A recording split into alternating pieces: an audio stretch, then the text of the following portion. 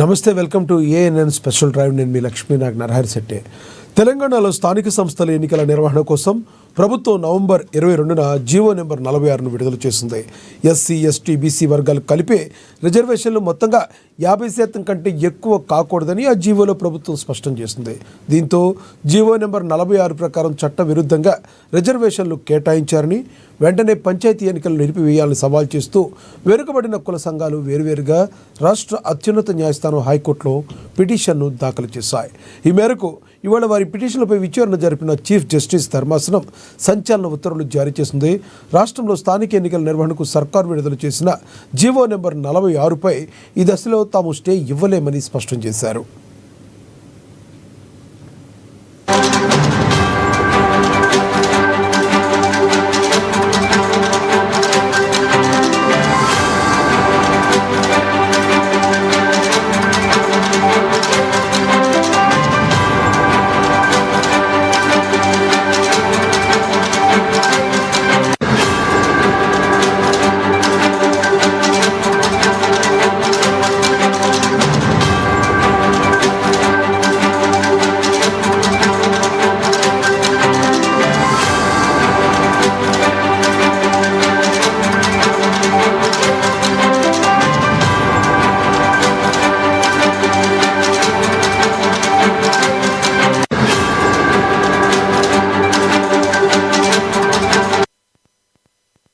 పక్షాల వాదన సందర్భంగా చీఫ్ జస్టిస్ కీలక వ్యాఖ్యలు చేశారు. సబ్ కేటగిరీ రిజర్వేషన్లు లేకపోవడం వల్ల ఎన్నికలు రద్దు చేయాలని కోరుతున్నారా అని పిటిషనర్ల తరపున న్యాయవాదులను ప్రశ్నించారు. ఈ క్రమంలోనే ఎన్నికల నోటిఫికేషన్ వచ్చాక కోర్టుల జోక్యం ఉండదని ఈసీ తరపు న్యాయవాది కోర్టుకు విన్నవించుగా ఆ మాటతో ధర్మాసనం కూడా ఏకీభవించింది. అనంతరం చీఫ్ జస్టిస్ రియాక్ట్ అవుతూ 42% రిజర్వేషన్ జీవో విచారణ సమయంలో పాత పద్ధతిలోని ఎన్నికలు చేపట్టాలని చెప్పాం కదా అని కామెంట్ చేశారు. ఇరుపక్షాల వాదనలో ఉన్న ధర్మాసనం 6 వారాల్లోపు కౌంటర్ దాఖలు చేయాలని ప్రభుత్వానికి స్పష్టమైన ఆదేశాలు జారీ చేస్తుంది. ఇది విషయానికి సంబంధించి మరింత సమాచారాన్ని మా ప్రతినిధి హరీష్ లైవ్ ద్వారా అందిస్తారు. హరీష్, చెప్పండి, మీ దగ్గర ఉన్న తాజా సమాచారం ఏంటి? ఇప్పటికైనా ఒక స్పష్టమైన వైఖరి వచ్చింది అనుకోవచ్చా? రైట్ లక్ష్మీనాగ్, పంచాయతీ ఎన్నికలకు సంబంధించి కూడా లైన్ క్లియర్ అయింది. ప్రధానంగా జీవో 47 కి సంబంధించి కూడా నిబంధనలకు విరుద్ధంగా రిజర్వేషన్లు కల్పించారంటూ కూడా ఈ జీవోను 46 ను రద్దు చేయాలని కూడా దాదాపుగా 12 పిటిషన్లు దాఖలయ్యాయి. ఇక విచారణకు సంబంధించి కూడా నిన్న హైకోర్టులో విచారణ కొనసాగింది. ఈ రోజుకు సంబంధించి కూడా విచారణ కొనసాగిన నేపథ్యం అయితే ఉన్నది. ప్రధానంగా ఈ జీవోను రద్దు చేయాలంటూ కూడా పిటిషనర్ సంబంధించి కూడా హైకోర్టులో పిటిషన్ వేయడం జరిగింది. ఇక ఈ జీవోతో బీసీలకు సంబంధించి కూడా రిజర్వేషన్లు 22% కుదింపు జరిగింది. ఇక బీసీలకు సంబంధించి కూడా రాజకీయాల్లో ఇతర గ్రామాలు కావచ్చు, పలు గ్రామాల్లో ఏదైతే స్థానానికి కూడా రిజర్వేషన్ లేని పరిస్థితి ఏర్పడింది. తక్షణమే దీన్ని రద్దు చేసి ఇక మరోసారి రీనోటిఫికేషన్ ఇచ్చి స్థానిక సంస్థలు ఎన్నికలు నిర్వహించాలని కూడా పిటిషనర్లు హైకోర్టులో పిటిషనర్ దాఖలు చేసిన నేపథ్యం అయితే కనిపిస్తా ఉంది. ఇక ఈ రోజుకు సంబంధించి కూడా హైకోర్టు ఈ పిటిషన్ పైన విచారణ చేపట్టింది. ఇక హైకోర్టు ఎన్నికలకు సంబంధించి కూడా తామే నోటిఫికేషన్ వచ్చాక తాము ఎలాంటి ఏదైతే జోక్యం చేసుకోలేదని చెప్పింది, తామే ఎలక్షన్ నిర్వహించాలని కూడా చెప్పాము. తాము ఇప్పుడు ఎలక్షన్ కి సంబంధించి కూడా రద్దు చేయాలంటూ కూడా పిటిషనర్ తరపు న్యాయవాదికి విన్నవించారు. ఇక దీనికి సంబంధించి కూడా 8 వారాల పాటు కూడా వాయిదా వేయడం జరిగింది. కౌంటర్ దాఖలు చేయాలంటూ కూడా ప్రభుత్వానికి సంబంధించి కూడా హైకోర్టు ఆదేశించిన నేపథ్యం అయితే కనిపిస్తా ఉన్నది. ప్రధానంగా జీవో 46 తో ఇక బీసీలకు సంబంధించి కూడా 17% అంటే 22% సంబంధించి కూడా రిజర్వేషన్లు వచ్చింది. ఇక కేటగిరీ వైజ్ గా ABCDకి సంబంధించి కూడా రిజర్వేషన్లు కల్పించాలని పిటిషనర్ తరపు న్యాయవాదులు వినిపించారు. మరోవైపు ఈ అంశం పైన కూడా గతంలో కోర్టు తీర్పులు ఉన్నాయి. గత ఎన్నికలకు సంబంధించి కూడా GHMC ఎన్నికలకు సంబంధించి కూడా వాయిదా వేసింది. ఈ అంశాన్ని కూడా పిటిషనర్ తరపు న్యాయవాదులు లేవనెత్తారు.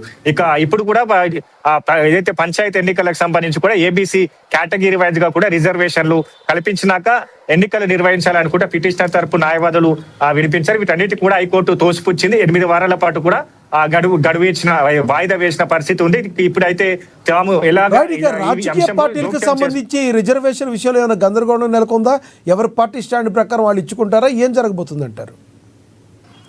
ప్రధానంగా జీవో 46 సంబంధించి అంటే గతంలో ఏదైతే రాష్ట్ర ప్రభుత్వం జీవో 9 ని తీసుకొచ్చింది బీసీలకి సంబంధించి కూడా రాజకీయాల్లో 42% రిజర్వేషన్లు కల్పించే విధంగా కూడా జీవో 9 తీసుకొచ్చింది.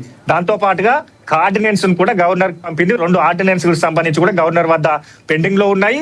ఇక జీవో 9 ని సవాలు చేస్తూ కొంతమంది హైకోర్టును ఆశ్రయించారు, సుప్రీంకోర్టును ఆశ్రయించారు. సుప్రీంకోర్టులో వాదనలు విన్నది బుట్టంగారి మాధవరెడ్డి అనే వ్యక్తి సుప్రీంకోర్టులో జీవో 9 ని సవాలు చేస్తూ జీవో 9 ను కొట్టివేయాలి, 50% సంబంధించి కూడా సీలింగ్ క్యాప్ పెంచి రిజర్వేషన్లు పెరుగుతా ఉన్నాయి కాబట్టి ఈ జీవో 9 ని కొట్టివేయాలని కూడా ఆయనతో పాటు మరికొంతమంది సుప్రీంకోర్టులో పిటిషన్ దాఖలు చేశారు. సుప్రీంకోర్టులో వాదనలు విన్నది, దీన్ని హైకోర్టులో తేల్చుకోవాలని కూడా చెప్పింది. ప్రధానంగా హైకోర్టుకు సంబంధించి కూడా డిసెంబర్ 12వ తేదీ వరకు సంబంధించిన ఏదైతే విచారణ వాయిదా వేసిన పరిస్థితి అయితే ఉన్నది. అంటే మొత్తంగా ఈ అంశానికి సంబంధించి కూడా ఒకవైపు హైకోర్టులో మరో పిటిషన్ దాఖలై ఏదైతే స్థానిక సంస్థల ఎన్నికలకు సంబంధించి కూడా నిర్వహించాలి, పాలనా పరంగా కూడా గ్రామ స్థాయిలో కుంటుపడుతుంది, ఇక కేంద్రం నుంచి రావాల్సిన నిధులు రావట్లేదు, వీటన్నిటికి కూడా మరో హైకోర్టులో పిటిషన్ దాఖలైంది. కాబట్టి స్థానిక సంస్థల ఎన్నికలకు సంబంధించి కూడా హైకోర్టు కీలకమైన ఆదేశాలు ఇచ్చింది రాష్ట్ర ప్రభుత్వానికి, అక్కడ ఈసీకి త్వరగా స్థానిక సంస్థలు ఎన్నికలు నిర్వహించాలని కూడా అప్పుడు దీనిపైన విచారణ కొనసాగుతున్న క్రమంలో కీలకమైన ఆదేశాలు జారీ చేసిన నేపథ్యంలో ఒకవైపు రాష్ట్ర ప్రభుత్వం జీవో 47 ను తీసుకొచ్చి, ఎందుకంటే ఆ హైకోర్టు స్పష్టంగా చెప్పింది స్థానిక సంస్థల ఎన్నికలకు సంబంధించి కూడా ఏదైతే 50% క్యాప్ కి సంబంధించి కూడా రిజర్వేషన్లు ఉండకుండా ఇక ఎన్నికలు నిర్వహించాలి, పాత పద్ధతిలో ఎన్నికలు నిర్వహించాలని కూడా స్పష్టంగా విచారణ కొనసాగిన నేపథ్యంలో రాష్ట్ర ప్రభుత్వానికి ఆదేశించింది. ఇక రాష్ట్ర ప్రభుత్వానికి సంబంధించి కూడా ఒక కీలకమైన నిర్ణయాన్ని తీసుకుంది. ఎందుకంటే 47 కి సంబంధించి కూడా జీవోను తీసుకొచ్చింది. గతంలో ఏదైతే రిజర్వేషన్లు ఉన్నాయో ఆ రిజర్వేషన్ల ఆధారంగా స్థానిక సంస్థల ఎన్నికలు నిర్వహించేందుకు ఈ జీవో తీసుకొచ్చింది. ఇక సర్పంచ్ ఎన్నికలు నిర్వహించిన తర్వాత జెడ్పీటీసీ, ఎంపీటీసీ ఎన్నికలు ఉన్నాయో దానికి సంబంధించి కూడా 42% రిజర్వేషన్ కల్పించే విధంగా కూడా జీవో 9 పైన కూడా ఇక హైకోర్టు వాదన వినిపించబోతుంది. తద్వారా కేంద్ర ప్రభుత్వానికి పైన కూడా ఒత్తిడి తీసుకొచ్చేందుకు రాష్ట్ర ప్రభుత్వం కార్యాచరణ సిద్ధం చేసింది. ఎందుకంటే హైకోర్టు ఆదేశించింది, ఎన్నికలు నిర్వహించాలని కూడా టైం పాటు పెట్టింది. ఇక ఈ నేపథ్యంలో కీలకమైన నిర్ణయాన్ని తీసుకుంది. ఇక ఈ అంశానికి సంబంధించి కూడా జెడ్పీటీసీ, ఎంపీటీసీకి సంబంధించిన ఎన్నికలకు 42% ఇచ్చే విధంగా కూడా కేంద్ర ప్రభుత్వం పైన ఒత్తిడి తేవడం, అలాగే సుప్రీంకోర్టులో ఈ అంశానికి సంబంధించి కూడా పక్కడ్బందీ ఆధారాలతో సుప్రీంకోర్టులో వాదనలు వినిపించడం, న్యాయ సలహాలు తీసుకుంటున్న పరిస్థితి ఉంది. అంటే మొత్తంగా ఈ 46% జీవోనికి సంబంధించి కూడా ఏదైతే దీనికి బీసీలంతా కూడా ఇప్పుడు వ్యతిరేకిస్తా ఉన్నారు. ఎందుకంటే బీసీలకు సంబంధించి కూడా 42% రాష్ట్ర ప్రభుత్వం రిజర్వేషన్ కల్పిస్తామన్నది కాబట్టి ఖచ్చితంగా రిజర్వేషన్ కల్పించినాకే ఎన్నికలు వెళ్ళాలి. ఇక 46 జీవో ప్రకారం ఏబిసిడి కేటగిరీ వైజ్ గా కూడా తమకు ఏదైతే రిజర్వేషన్ అంశంలో సీటు దక్కలేదు, వీటన్నిటికి సంబంధింంచి కూడా వాళ్ళు నిరసనలు చేస్తున్న పరిస్థితి అయితే కనిపిస్తా ఉన్నది. కాబట్టి మొత్తంగా ఈ 12 పిటిషన్లకు సంబంధించి కూడా హైకోర్టులో దాఖలయ్యాయి. ఏదైతే 46 జీవోను సవాల్ చేస్తూ ఈ పిటిషన్ దాఖలయ్యాయి, దీన్ని జీవోని వెనక్కి తీసుకోవాలని కూడా ఈ పిటిషన్ దాఖలు చేసిన పరిస్థితి అయితే ఉన్నది. కాబట్టి వీటన్నిటికి సంబంధించి కూడా నిన్న విచారణ చేసింది. ఈ రోజు సంబంధించి కూడా హైకోర్టులో ఈ 46 జీవో పైన విచారణ కొనసాగింది. ఇక జోక్యం చేసుకోలేము, తామే ఎన్నికలు నిర్వహించాలని కూడా స్పష్టమైన ఆదేశాలు ఇచ్చాం.